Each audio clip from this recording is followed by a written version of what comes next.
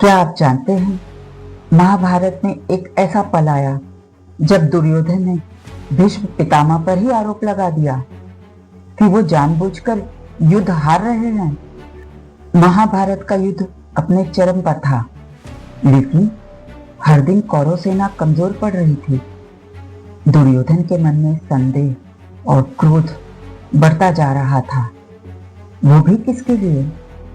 एक रात दुर्योधन आवेश में आकर सीधे भीष्म पितामह के शिविर में पहुंचा और उसी आवेश में बोलने लगा, पितामह, आप पूरी शक्ति से युद्ध नहीं कर रहे।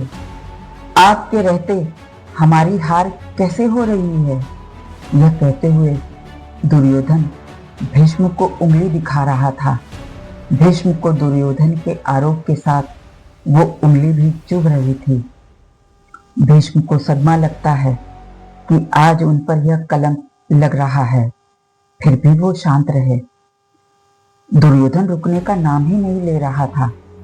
उसने आगे कहा, आप जैसा महायोद्धा होते हुए भी हमारी सेना पिछड़ क्यों रही है?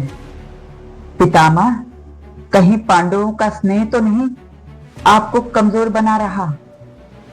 भीष्म कुछ उत्तर नहीं दे रहे थे।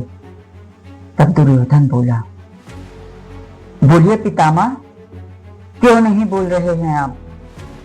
और दुर्योधन रुककर भीष्म के उत्तर की प्रतीक्षा करने लगा। वो क्रोध से उबल रहा था। तभी भीष्म पितामह शांत स्वर में बोले, मैं हर आरोप का उत्तर देना उचित नहीं समझता। दुर्योधन, मैं पूरी निष्ठा से युद्ध लड़ रहा हूं, लेकिन पांडव धर्म के मार्ग पर हैं और जहां धर्म होता है वहां विजय निश्चित होती है। दुर्योधन फिर भी नहीं माना। मुझे आपके शब्द नहीं, परिणाम चाहिए पितामह। भीष्म बोले, ठीक है, कल मैं पूरी शक्ति से युद्ध करूंगा। या तो पांडव नहीं बचेंगे या भीष्म। जब यह बात श्री कृष्ण को पता चली, उन्होंने अर्जुन से कहा, भीष्म अपराजय हैं, लेकिन उनकी मर्यादा ही उनकी कमजोरी है। यहाँ कृष्ण जी ने अर्जुन को राजकुमारी अंबा के बारे में बताया।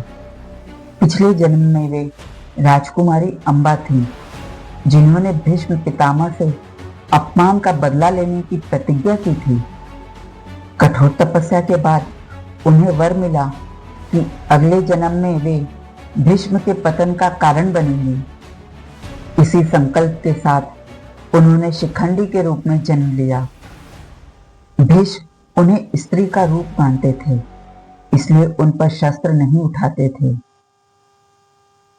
इसी बात का फायदा पांडव ने उठाया और अगले दिन युद्ध के मैदान में पांडवों ने शिखंडी को आगे रखा। इधर शिखंडी को देखते ही भीष्म ने अपने शस्त्र नीचे कर दिए। तभी अर्जुन ने अवसर देखकर बाणों की वर्षा कर दी और भीष्म तीरों की शैया पर गिर पड़े। दुर्योधन समझ चुका था कि युद्ध सिर्फ शक्ति से नहीं, धर्म और नीति से जीता जाता है। अहंकार इंसान को अंधा बना देता है और जब तक सच्चाई समझ में आती है, तब तक बहुत देर हो जाती है। जय श्री कृष्ण।